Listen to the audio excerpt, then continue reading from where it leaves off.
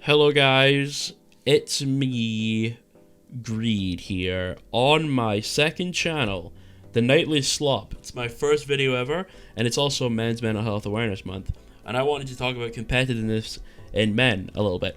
And we'll start with saying about in the early years of the internet, or before the internet even really existed, the way a man would learn to become competitive was typically through sports or whatever it may be, and they would learn through their male role model being present and adjusting behavior as they saw it. For example, if your child was experiencing a loss very badly, you were there to support them. If they were being a sore winner about it, you were there to tell them, that's not how we behave, this is how you take a win, this is how you be a sportsman, and so on. And then eventually, as that happened and they learned and so on, eventually grew up into be their own men who were able to be confident and competitive, but also not let things get to them and so on, right?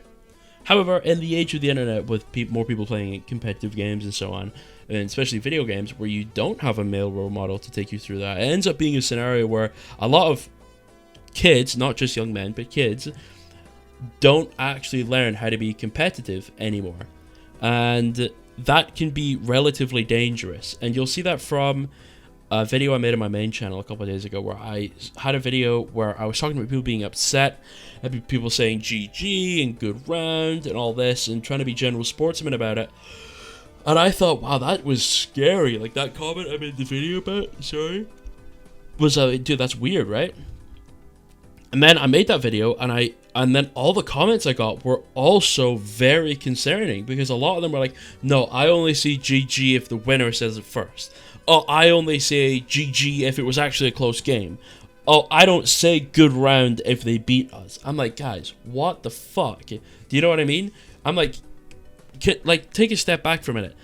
That's insanely ego-filled. And listen, I know all about having a giant ego, okay? Especially when I was younger. I was a super asshole when I was a lot younger. I was a horrible, horrible person. I'm not joking, right? I never really learned how to be competitive because I grew up with competitive Counter-Strike, you know what I mean? And you don't really have a male role model in Counter-Strike, and Counter-Strike players are mean. And I kind of had to develop my own way of being competitive, and the way I learned to do it was not correct, and I ended up being quite a little shit until I was about 17 or so, and I actually learned how to be a normal person. But yeah, I saw it with my video where people were giving excuses as to be anti-sportsmen about certain scenarios, where they were talking about how they didn't want to say GG if they beat someone really hard or if they lost really hard. And I thought, that's the equivalence of me and you playing a game of basketball one-on-one, and I beat you so badly I don't even offer to shake your hand because the loss must be so embarrassing or whatever. I'm like, guys, that's sad, right? That's insane. You don't do that. That's not what being a sportsman is. But a lot of people today kind of assume that's what being a sportsman is to some degree, because a lot of people were being kind of crybabies about my video where I was talking about how you should say GG and good round and so on, because it's not about the literal meaning of good game and good round. That's not what it's about. It's about being the sportsman about it and being able to detach yourself and disconnect yourself from the competitive experience, right? You're saying, okay, the game is done, the competitiveness is gone, the passion is calming down, right? Let's appreciate everyone here as a human for competing and trying their best.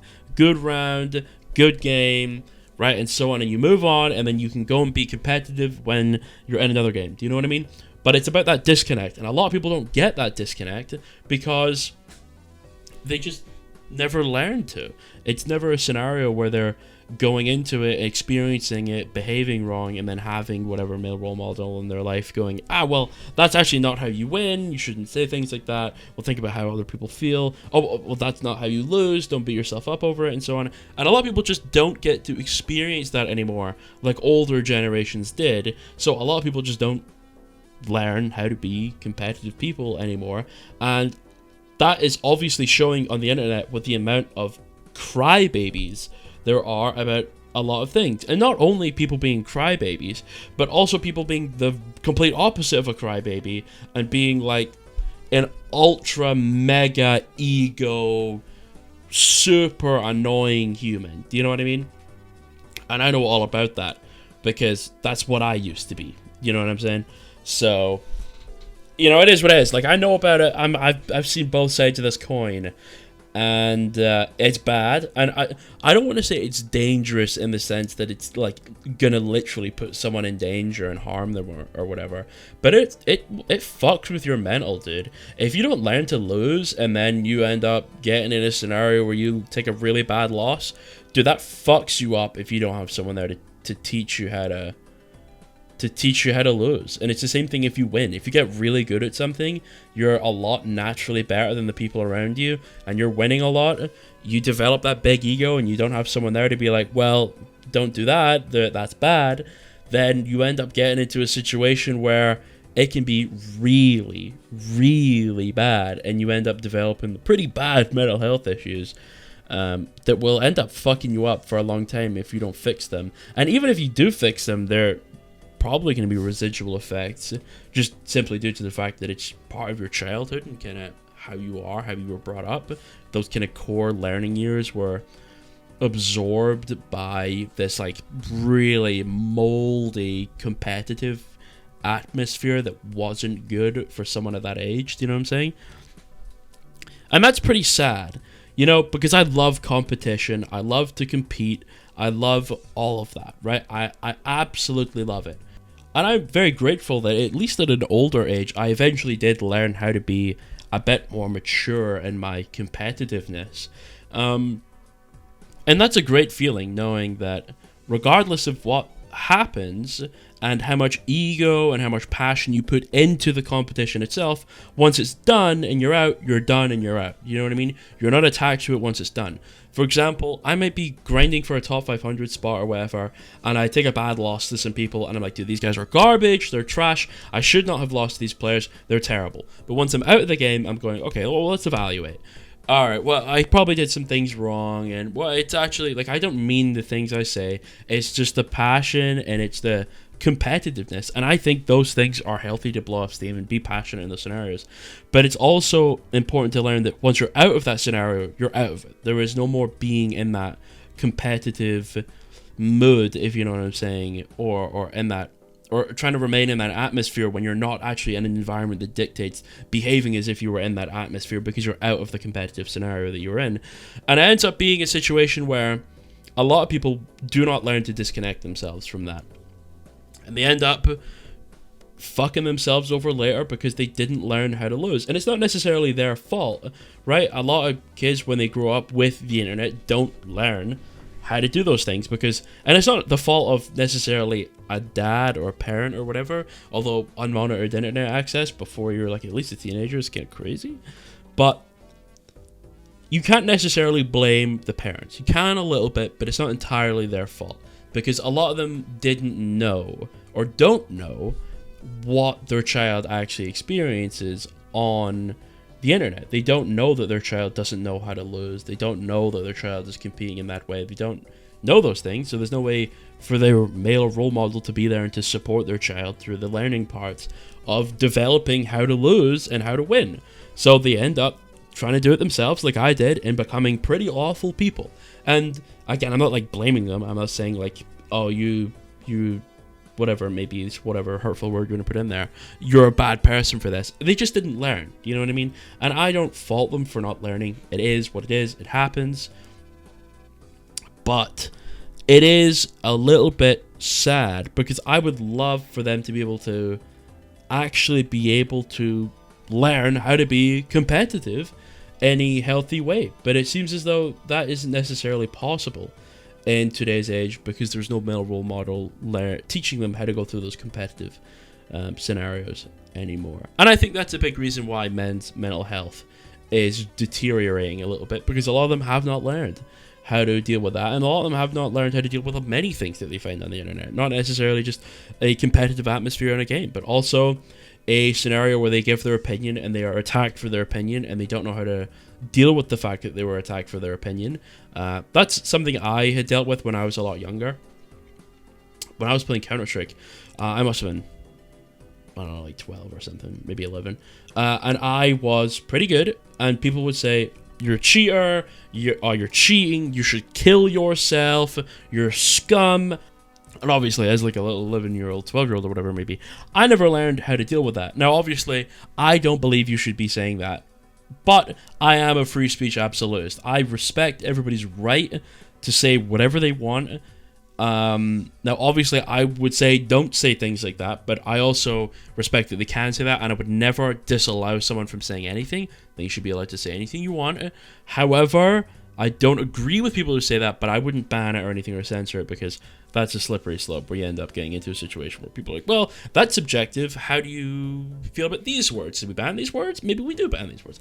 I think that's fucked and you shouldn't do that, but I also think you probably shouldn't tell an 11-year-old to kill themselves.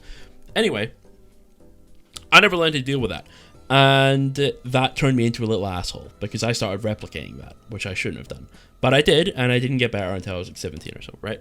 And I ended up fucking up quite a lot of opportunities for myself because I never learned how to deal with that.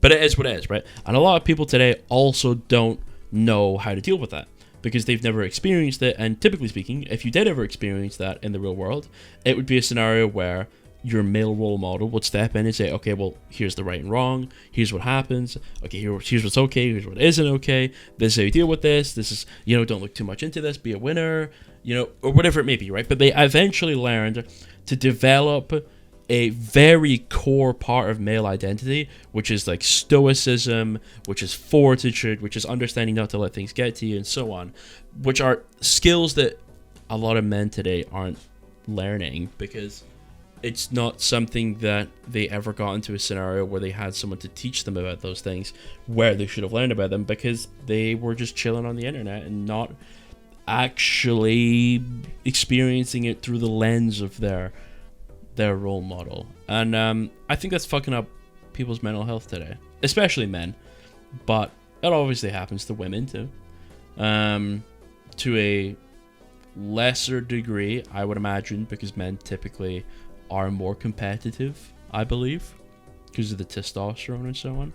Anyway, I don't know, I'm not a scientist, but that's what I think. Tell me if I'm wrong, right? Anyway, this was my first video on the Nightly Slop. I don't know what this channel is going to be. I don't really know what its purpose was. I just kind of thought I have other topics I want to talk about, other types of videos I want to make that I don't really think would suit the main channel. So I thought I may as well just make a second one. There's nothing stopping me from making a second one. So I made a second one. And I think don't necessarily expect this kind of video all the time. Maybe my next video will be rating types of fruit juice or some nonsense like or animals I could take in a fight, or I don't know, like cars I think I could push, or the importance of understanding the solar system. I don't know, fucking nonsense. Maybe I'll start reading Reddit stories. Maybe I'll go to r/nosleep. Maybe I'll do videos where I just sit and I jot down ideas for videos, or I discuss how I develop videos, or how I make a thumbnail, or maybe I'll think about, maybe I'll do a video where I want to do a video on my main channel where I make my own Overwatch patch. Maybe here I'll sit down and I'll make like I'll just hit record and I'll talk about some ideas. I'll write them down. I'll do the math. I'll go, okay, maybe this should do this much damage, and I'll think about reworks and ideas and so on. And then I would just upload that raw, and then people can watch it or they can not watch it, because I get it, right? My main channel, I would say the majority of the people that watch my channel watch it because it's Overwatch related, right? It's not entirely to do, there are obviously some people, but I believe there are more people there watching it because it's an Overwatch channel, more so than it's me. Do you know what I'm saying? But the Nightly Slop will be more for me. So, you know what I'm saying? It'll be less about the topics and more about just kind of like hanging out with me. We're boys. Do you know what I'm saying? We're homies. You know what I'm saying? So, that's what the Nightly Slop is, right? My Greed channel is more the content, less me, more the thing I'm talking about. Nightly Slop is more me, less the thing I'm talking about. Would be a good way to describe it. But it may not even be that. There might be scenarios where I'm just doing not that and something else, because this video is not exactly meant to be a I don't know what you would call it. I suppose like an idea for what you think might be present on the channel, but I don't know. The game's the game. It is what it is. I don't know what I'm going to do for my next video. I was thinking maybe I was going to do that thing like I said earlier where I make an Overwatch patch. I think that would be fun. But then it's like, okay, well, would I like do background gameplay like I am with this Balatro video, or would I do like something where I'm drawing in real time? That would have to be some feedback I got. Like, would you want me to have like Paint open where I'm like drawing my ideas in real time and I'm like calculating all of it on the page, or would you rather I just had background footage, or would you rather have both and I intertwine between them, right? Where I'll have background footage and then and then when I'm talking about a certain concept, it would cut to the drawing portion. I don't know, and I don't think I'll ever know, because I think the learning process and figuring it out is the fun part, and because that's the fun part, I think that's the part I kind of just want to do forever. Do you know what I mean? I don't think I ever want to get into a scenario where I figured it out, right? Figuring it out is boring. I don't want to have figured it out. I want to have, over time, learned, like, oh, you know, maybe I like doing this, or maybe I like doing that, or maybe I like doing it this way or that way or whatever, right? The learning process is always fun, which is a big reason why I became like a coach, and I got good at a couple of things, because I was like, oh, I want to learn how to do that. Now, I've probably told this story before, but how I got top 500 in Overwatch is I was in silver. I don't remember what I was playing. I remember playing against a Smurfing Genji main. I probably like 10 hours in the game. I went against a Smurfing Genji main. He beat my ass, and I remember vividly. We're on Volskaya. We're at second point. We're on the little elevator platform that brings you up to the high ground. I had went up there. He was standing there. He was right-clicking me. And I was shooting him. And I got some shots on him, and he was low health. So he popped deflect. And I was there. I'm like, okay, deflect 1.5 seconds. So I'm watching him. He then wall climbs to cancel the deflect, flicks back to me, right-clicks me, and kills me. And I thought that was the coolest thing I had ever seen, right? I was like, that guy is so good. I want to be him, right? And then I became obsessed with wanting to do that. And I learned how to do that. And then I lost to another Genji player, and I thought, how did he kill me? And then I looked back and said, that's how he killed me. I'm going to start doing that. And I started doing that, and I started winning. And then over time, I just kind of learned how to do it. Do you know what I mean? I just became good at learning how to do it because I was so obsessed with wanting to learn how to do it. And that's kind of how I look at other things. I have a very addictive personality. I get very addicted to a lot of things very quickly. So that's why I don't drink. It's also because it's gross. Why I don't do any drugs or smoke or anything. They're also gross, but it's also because I have an addictive personality. So I avoid them like the plague. I avoid a lot of things like the plague that are things easy to get addicted to. So I'm like, nope, I'm not interested in any of it. I don't like any of it, because I have the fear that, you know, I might get into a scenario where I end up getting addicted to something when I probably know that it would be really bad for me. Obviously, getting addicted to anything is bad for you, but more so in that scenario than it would be in many others. So I just avoid them. I'm like, I don't want to experience them. I don't care. It is what it is. Anyway, that was the Nightly Slop. I love you all. I hope you have a good day. Praise the Lord. I don't know what this channel is going to be, but I hope it's fun. I love you all. Have a good day, okay? Goodbye. Goodbye, goodbye, goodbye, goodbye, goodbye.